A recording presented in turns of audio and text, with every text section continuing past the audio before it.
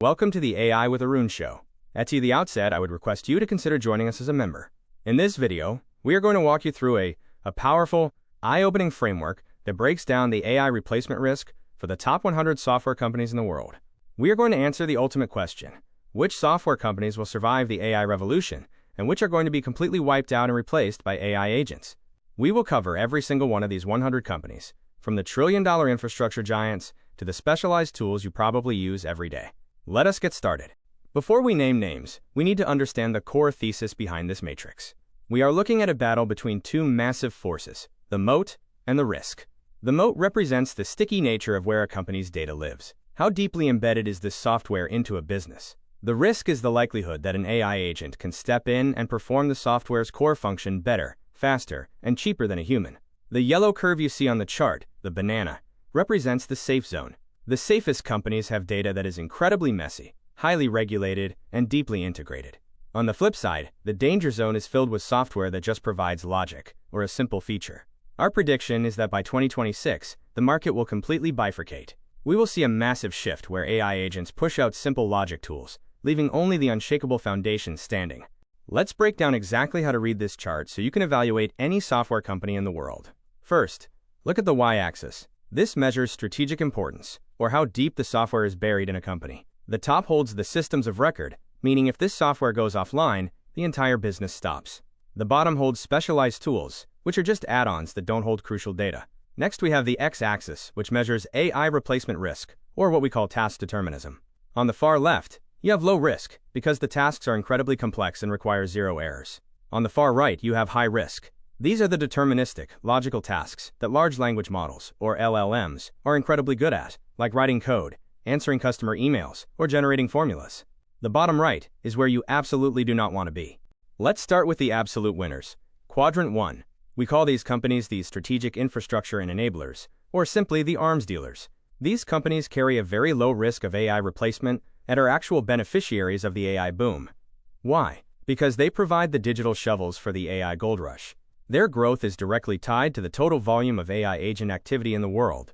NVIDIA is the ultimate enabler here. Their GPUs and CUDA platform form the physical bedrock of all AI reasoning. Then you have Microsoft Azure, which controls the cloud infrastructure hosting these agents, alongside Amazon AWS, the world's largest cloud host, where traditional apps are migrating to run as functions. Finally, Alphabet's Google Cloud owns the massive reasoning engine Gemini and the vast data ecosystem that feeds intelligence to these agents. No matter which software company wins or loses, these four giants profit because every AI agent needs their infrastructure to exist. But the arms dealers aren't just the big four cloud and chip makers. AI agents need memory, data, and security to function. Snowflake is the data warehouse of record. Agents need its structured, clean data to actually think.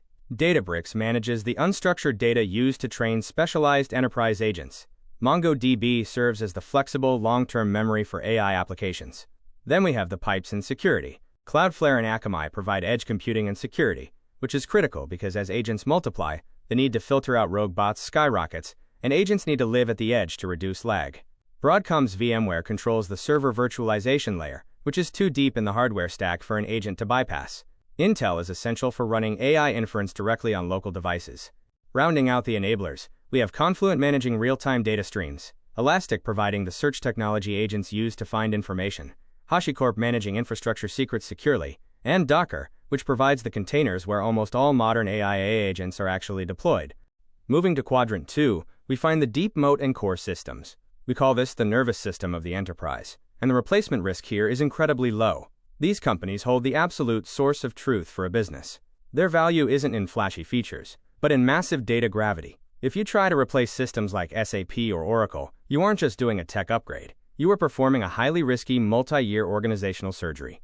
SAP manages global supply chains with 30 years of customized rules, while Oracle holds core transactional databases requiring zero-error integrity that agents cannot cross. Workday is the system of record for HR and finance, and ADP handles trillions in payroll and taxes. Their moat is regulatory trust and legal compliance. NetSuite, owned by Oracle, does the same thing for fast-growing companies by owning the general ledger truth. AI agents won't replace these platforms. Instead, agents will be forced to serve them. Still in the ultra-safe Quadrant 2, let's look at the highly specialized vertical moats. These are systems so niche or rooted in real-world physics that AI cannot simply hallucinate a replacement. Constellation Software acquires mission-critical, niche software that is too small for big AI models to even target. Dassault Systems manages complex CAD data for giants like Boeing and Tesla, using highly proprietary physics engines. Synopsys and Cadence Design Systems provide the logic to design the world's microchips. Their software is so specialized that AI agents act as tools to help them, not replace them. Wolters Kluwer and RELX hold specialized legal, scientific, and tax data. Their entire value is expert-verified truth. Similarly, Bentley Systems owns the ground truth for global infrastructure like roads and bridges. PTC connects physical IoT machines to digital records, and ANSYS leads in engineering simulation. You can't ask an AI to guess the physics of a bridge. It must use these systems to verify reality. Rounding out the safe zone of Quadrant 2, we have the companies that hold financial truth and industry standards. MSCI and S&P Global provide the indices, ratings, and data driving global capital markets. Their moat is their brand of truth. FICO is the absolute standard for credit scoring, with algorithms embedded in every bank's risk workflow. Veeva Systems provides CRM for life sciences, protected by strict FDA compliance. IBM still manages the mainframes for massive banks, the ultimate legacy moat. Citrix, now part of Cloud Software Group, provides a secure control plane. And Tibco, also a Cloud Software Group company, provides middleware preventing data corruption in transactions. Then you have industry-specific lifelines: Guidewire for insurance claims, Procore for construction sites, and Toast for restaurant payments. SS&C Technologies runs back-office engines for hedge funds. FactSet is vital for financial analysts, and Sage Group manages local tax compliance for small businesses in Europe. Finally, Manhattan Associates Blue Yonder and Descartes Systems manage the incredibly complex physical reality of massive warehouses, global shipping, and customs compliance. Now we enter the danger zone. Welcome to Quadrant 3, Workflow and Middleware, or the connective tissue. The risk here is moderate, and a massive pivot is required to survive. These companies manage the steps of how data moves between people. The danger is that if an AI agent can do the workflow without needing a human interface, these companies get bypassed. Salesforce is the CRM giant. If agents can talk to customers and log data invisibly, Salesforce must pivot to become the engine controlling those agents. ServiceNow is racing to be the orchestrator for IT tickets before agents automate them completely. Adobe's Creative Cloud faces threats from headless design agents that don't need a seat license. Atlassian's Jira and Confluence are safer because they hold project history, but Autodesk must rely on its architecture standards to defend against AI floor plan generators. Intuit's QuickBooks relies on its tax liability moat against automated bookkeeping, and Shopify retains value by owning payment and logistics pipes, even if AI designs the storefronts.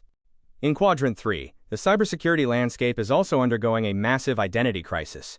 Palo Alto Networks and CrowdStrike are massive leaders, but as AI automates the Security Operations Center, they must transition from being tools for human analysts to becoming autonomous defenders.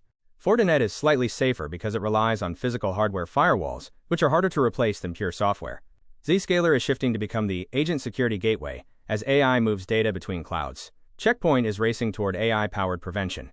But the biggest shift is in identity. CyberArk and Okta are critical here. In the near future, the primary security threat won't just be human hackers, it will be rogue agents. These identity vaults become essential for verifying whether an AI agent actually has the authority to take an action on a network. Code security is also vital. SNCC secures the code that AI agents are now writing, and SentinelOne is naturally positioned as an AI-first endpoint platform. Still in Quadrant 3, we have the tools used for observing infrastructure and collaborating. Splunk, Datadog, Dynatrace, and New Relic are all observability platforms. AI agents desperately need these platforms to see if the infrastructure they are managing is healthy, and to troubleshoot code using telemetry data. Zoom and RingCentral are communications pipes. While agents can summarize meetings, the need for human-to-human video bandwidth remains a strong physical moat. GitHub and GitLab are where the world's code lives. AI uses these to write and deploy software, making their DevOps pipelines incredibly sticky. But collaboration tools face a UI crisis. Dropbox and Box provide the file systems agents need to store generated documents. But what happens to project management? Smartsheet, Asana, and Monday.com provide visual boards for humans. If AI agents are just talking to each other and populating tasks in the background, the need for these visual interfaces shrinks dramatically. Xero faces similar automation risks, but is protected by deep banking integrations in specific regions. Now we reach Quadrant 4, the logic and task replacement zone, also known as the feature zone. This is the highest risk area on the entire matrix. These companies provide specialized logic, like data prep or a complex dashboard, to perform a specific task. The problem? AI agents can now perform these tasks natively with a simple prompt. Anaplan's core value is modeling logic, but AI can now write complex formulas directly from raw data. Alteryx provides drag-and-drop data prep, but LLMs can write the necessary Python or SQL code instantly. UiPath built an empire on RPA, bots that follow human clicks, but AI can now dynamically reason through tasks, making strict clicking scripts totally obsolete. Teradata's traditional data warehousing is being replaced by modern agent queries, and Informatica's data integration logic is threatened because agents can write the extraction and transformation scripts themselves. If your software is just a feature, you are in trouble. Customer experience, or CX, is absolute ground zero for AI replacement in Quadrant 4. Zendesk provides a UI for customer support, but specialized agents can now resolve most tickets without a human ever logging into that dashboard. HubSpot is fantastic for small business marketing, but as AI takes over writing emails and scoring leads, the need for a manual marketing dashboard shrinks significantly. Freshworks is sitting right in the crosshairs of this agentic CX revolution. Cloud contact centers like Five9, NICE Limited, and Genesys are the most direct targets of voice AI agents. Their whole value proposition is customer interaction logic, which is exactly what AI does best. Genesys is racing to build empathy AI just to justify keeping human seat licenses. 8x8 is shifting to become an API provider, while Verint's customer engagement software is being replicated by major LLM providers. Even Pegasystems, which manages business process logic, is at risk because AI agents are becoming the new process engines. Finally, we have the specialized logic and point solutions in Quadrant 4 that face massive disruption. DocuSign's value is the agreement workflow, but AI agents can now read contracts and manage approvals entirely in the background. Blackline automates accounting reconciliations. While their compliance stamp is a temporary moat, agents are perfectly capable of matching those ledgers. In ad tech, The Trade Desk and AppLovin face disintermediation because AI agents are becoming the new media buyers, optimizing ad spend without needing a middleman platform. Unity is the engine for 3D games, but AI is rapidly generating assets natively. IronSource faces the same mobile monetization risks. Build.com automates accounts payable, but agents are exceptionally good at simply reading invoices and clicking pay. Coupa software optimizes corporate spending, but AI can analyze spend better than a human looking at a dashboard. In security, Tenable, Qualys, and Rapid7 provide vulnerability scanning logic, but AI can now reason about network flaws natively, turning their core products into mere features of larger cloud providers.